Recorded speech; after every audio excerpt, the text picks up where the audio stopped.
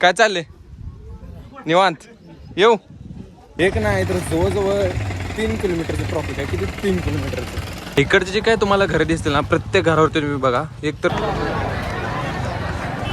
मित्रांनो, स्वागत आहे तुमचं आपल्या एका नवीन ब्लॉगमध्ये. आजचा ब्लॉग आपला चालू होतोय डायरेक्ट आपल्या गावापासून जवळजवळ 100 किलोमीटर अंतरापासून लांब. तर आता तुमचा भाऊ म्हणजे मी कुठं आहे? आता मी आहे नृसिंहवाडीमध्ये. आता इथं आलोय कशासाठी तुम्ही म्हणता, तर मी चाललोय बाळमामाच्या दर्शनासाठी आदमापूरला. तर आमोशा निमित्त मी चाललोय आणि माझ्यासोबत आपण एकटं नाही. तर आपल्यासोबत इथे कोण कोण आहेत बघू शकताय तुम्ही. ही नदी सांगतो तुम्हाला. ही नदी आहे पंचगंगा नदी, जी की कोल्हापुरातून येते. आणि इकडून जी नदी आहे ती कृष्णा नदी. तर ह्या दोन्हीचा मिळून इथं संगम होतो. आणि या नदी दोन्ही नद्या इथून पुढे जातात. तरी हे एक आहेत आपल्यासोबत. इकडे बघा जरा. तसेच एवढे जण आपण आलेलो आहे. विचार करा, ज्या वेळेस दोन्ही नद्यांचं पाणी, आता कृष्णा नदी तर तुम्हाला माहितीच आहे बरोबर, तर त्या नदीचं पावसाळ्यात म्हणजे किती प्रलय असते मोठा बरोबर. प्रत्येक वेळेस पावसाळ्यात जे काय पाणी आहे ना नदीचं त्या किती असते. तर आता विचार करा, इथून पुढं एक म्हणजे पंचगंगा आणि दुसरी म्हणजे कृष्णा नदी. तर या दोन्ही नद्यांचं मिळून जे काय पाणी आहे ती एका रिव्हरमध्ये इथं होत आहे, म्हणजे एका नदीत होत आहे. इथं संगम होऊन यांचा जो काय पुढं पाणी जाते, म्हणजे किती पाणी होत असेल इथं. मला तर वाटतं हे जे दिसते ना, हे सगळं पाण्याखाली जातात. त्यांना आपण चाचा म्हणतोय. चाचा, आमच्यासोबत तुम्हाला येऊन कसं वाटतंय? छान वाटलं. म्हणजे आपला प्रवास वगैरे एक नंबर. तुमचं नाव सांगा जरा. राजेंद्र सातपुते. सातपुते. काय चाललंय? निवांत येऊ. तर आता पुढे धावतो तुम्हाला. पुढे जे इथून धावतो मी तुम्हाला. इथं जे दिसते ना, तिथं आहे ते दत्त मंदिर आहे आणि तिथलं तुम्हाला मी दर्शन करून देतो. तर अशा पद्धतीने हे काय माणसं आहे ना, पाण्यामध्ये आंघोळी करतात. विषय असा झालाय की फोटो जर होता बाजूला, उन्हाने जे काय पाय आहेत ना, पाय एवढे भाजलेत ना, फोटो सुद्धा काढायला थांबू वाटत नाही. काढलेत फोटो. पाय बघा, पाय बघा. काढले का फोटो? चला मग चला. तर चला, आता मी तुम्हाला इथून जाताना मंदिरात धावतो. मंदिराचं दर्शन करतो, गाडीमध्ये जाऊ आणि थेट आपण भेटू पुढल्या स्टॉपवरती. उन्हाने पायाच्या चटक्यामुळे हे जे काय आहे ना, असं पळायला लागतंय.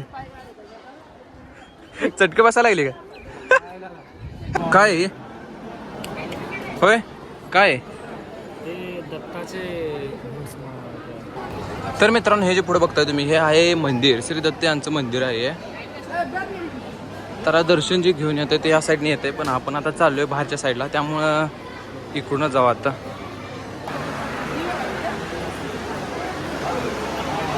दर्शनासाठी रांग बघा, दर्शनाची रांग.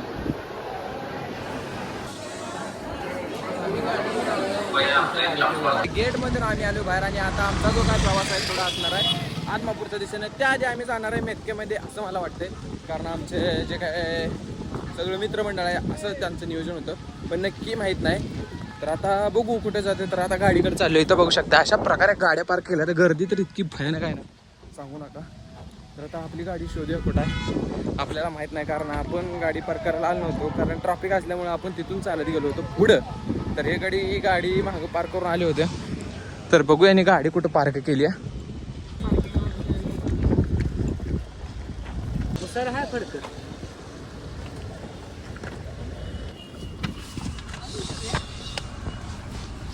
तरी आता इथून चाललोय. कुठं जायचं आता पुढं?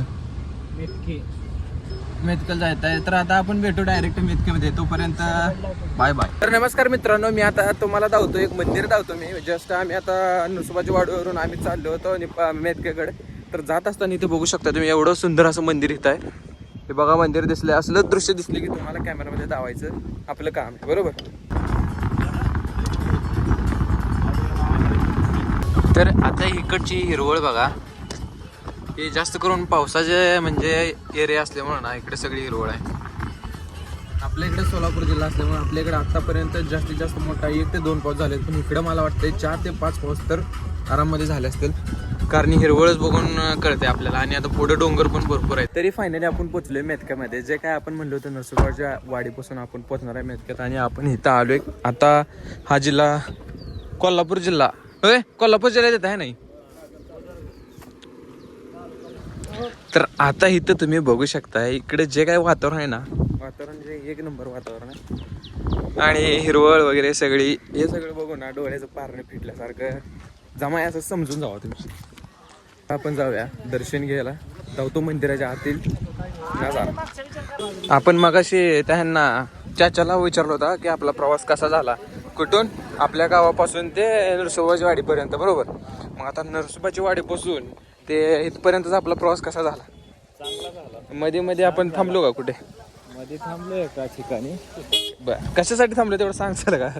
थोडासा नाश्ता केला आणि गाडीत बसून लगेच हल्लो मेटकीच्या दिशेने. आपण आता मेटकेत आलोय. त्याआधी तुम्ही इकडची एक गोष्ट ऑब्झर्वेशन करा की तुम्हाला मी ती गोष्ट जावतो. इकडचे जे काय तुम्हाला घरं दिसतील ना, प्रत्येक घरावरती तुम्ही बघा, एक तर कौलारू नाहीतर जे काय आपला सिमेंटचा पत्रा असतो ते पत्र आहे. तर ते कशासाठी, तर इकडे जे काय पावसाचे जे काही प्रमाण आहे ना, ते पावसाचे प्रमाण जास्त असल्यामुळे इकडे जास्त प्रमाणात कौलाची घरं आणि सिमेंटची घरं आहेत. अशा पद्धतीने जे काय मंदिर आहे बरं का, एकदम मेतकेमधील. आणि आता आपण चाललोय मंदिरामध्ये दर्शनासाठी. त्याआधी आपल्या ज्या काही चपला आहेत त्या आपण इथं ठेवू.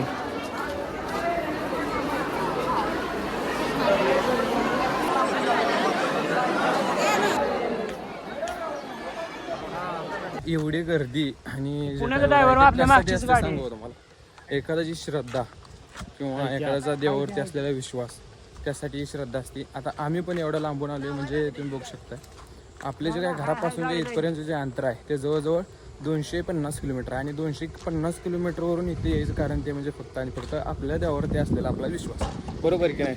हो. तर इथलं तर दर्शन आपलं झालेलं आहे. आता आपल्याला जायचं आहे आदमापूरमध्ये. जात असताना एन्जॉय करायचं आहे.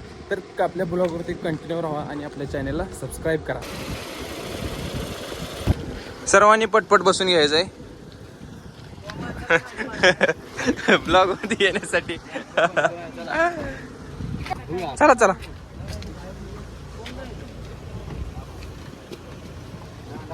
सारखा थोडं पलीकडे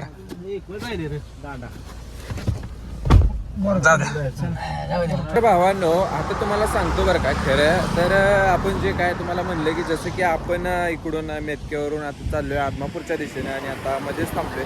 कारण जरा म्हणजे काय जे काय वातावरण आहे ना, ते गाडीमध्ये बसून जे काय फील होत नाही, त्यामुळे थोडं थांबून जरा बाहेरचं जे काय आहे ना ते फील करावं म्हणलं. तर तुम्ही बघू शकता इथं. आणि बघा पण, तर इकडे बघा, हे डोंगर आहेत सगळीकडं आणि त्याच्यावरती जे काय आहेत आपलं वाइंड म्हणजे पवनचक्की आहेत. इकडं पण डोंगर आहे.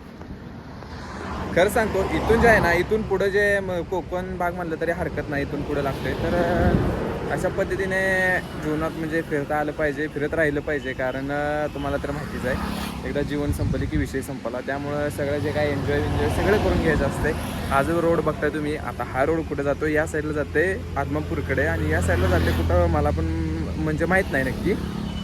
तर बघा इथं अशा पद्धतीने इकडचं जे काय सगळं वातावरण वगैरे, ऊस हे बघा. आपल्या इकडचं ऊस, आपल्या इकडं ज्या पाण्याचे जे काय कमतरता आहे आणि आपल्या इकडचं जे पाणी आता पूर्वेत जर पाळला आपण आणि तिथलं जर पाणी पिलं तर आपल्या इकडच्या पाण्याचा जो पीएफ आहे तो खूप जास्त आहे, बरोबर. त्यामुळे पाण्याची जी काही चव नाही, ओरिजिनल लागत नाही. आपल्या इकडे पाणी फिल्टरच करावं लागतं सोलापूरकडे. तर आता इकडे कसं आहे, जास्त पाऊस असल्यामुळं पाणी म्हणजे इथं बोरवेल पाडा नाही, विहिरच पाणी असतं. पाणी तुम्हाला जे काही ओरिजिनल जी चव आहे ना, तीच पाण्याला चव, म्हणजे गोडच पाणी लागणं, फिल्टर करायची काहीच गरज नाही असं पाणी इकडं. तर आता खाऊन घेऊ आपण. आणि आपण जे आलेली जी काही गाडी आहे, तर ही गाडी आहे XUV700. आम्ही आता आलो बरं का आदमापूरमध्ये. आणि तिथून आता इथून फक्त आदमापूर किती सांगतो मला, फक्त आणि फक्त 3 किलोमीटर आहे. आणि ट्रॅफिक एवढं लागलं आहे ना, जवळजवळ तुम्हाला सांगतो आम्हाला ट्रॅफिक लागून अर्धा तास झाला. अर्धा तास फक्त आम्ही 1 किलोमीटर पण अंतर पार केलं. एक नाही तर जवळजवळ 3 किलोमीटरचं ट्रॅफिक आहे. किती? 3 किलोमीटरचं. तर आता ही नदी बघा कशी आहे तुम्ही, आणि नदीच्या कडेची हिरवळ बघा किती भारी. असे आपल्या इकडे ना शोधून सुद्धा सापडत नाही. नदीच्या साईडला तरी सोडा, रानात पण सापडत पाणी बघा. तर खरं ही जी गर्दी आहे ना, ही गर्दी बघून ना माझे फिरायला डोळे, खरंच डोळे फिरायला. आतापर्यंत जवळजवळ 1 किलोमीटर चालू झालं आहे, अजून 2 किलोमीटर बाकी. 2 किलोमीटर चालायचं, मग मंदिरात दर्शन घ्यायचं आणि घराच्या दिशेने रवाना व्हायचं, बरोबर. गर्दी बघा इकडं एवढी किती सगळी गर्दी आहे. आणि प्रत्येकजण जे काय गाडीचे जे आले ना, ट्रॅफिकमुळे गाडीतून उतरतात आणि चालत जातात. आणि जे काय ड्रायव्हर आहे ते गाडी घेऊन येतात, पुढे नंतर दर्शन घेतात आणि मग जातात. आणि आता आमच्यासोबत जी येणारी जी गाडी होती ना, ती गाडी असणार आहे मागं. कारण इथून पुढे जे काय ट्रॉफिक आहे तर ते आपल्या म्हणजे ट्रॉफिकवाल्यामुळे ना पुढे जाऊ देत नाहीत गाडी. माणूस आदमापूरला आले की जिथे फोटो काढतो ते म्हणजे हे ठिकाण बघा. तर आता हे कुठं माहित होतं तुम्हाला, हे हॉटेल बघून घ्या. ह्या हॉटेलच्या बाहेर ची मूर्ती आहे ही.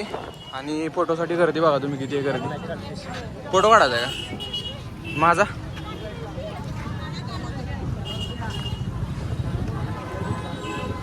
तर आपल्या साहेबांचा फोटो काढून घेऊ आपण एक.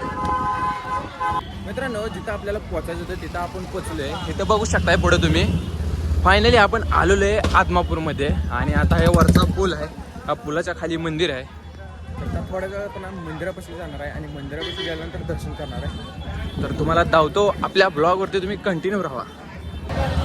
आणि गर्दी म्हणसाला तर गर्दी जी आहे ना, मेटकेमध्ये जेवढी गर्दी होती का त्याच्या 10 पटीने जास्त गर्दी येत आहे. बघून जा इथं गर्दी तुम्ही किती आहे. आम्ही थोडं बाहेर आहे, म्हणजे मंदिराजवळ जर गेल्यानंतर ना तर गर्दी काय सांगू शकत नाही.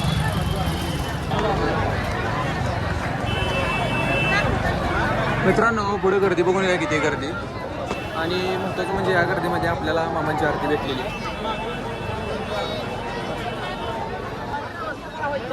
पुढे काय आपल्याला जाता येणार नाही, त्यामुळे आपण आता काय करू, बाहेरूनच दर्शन घेऊ.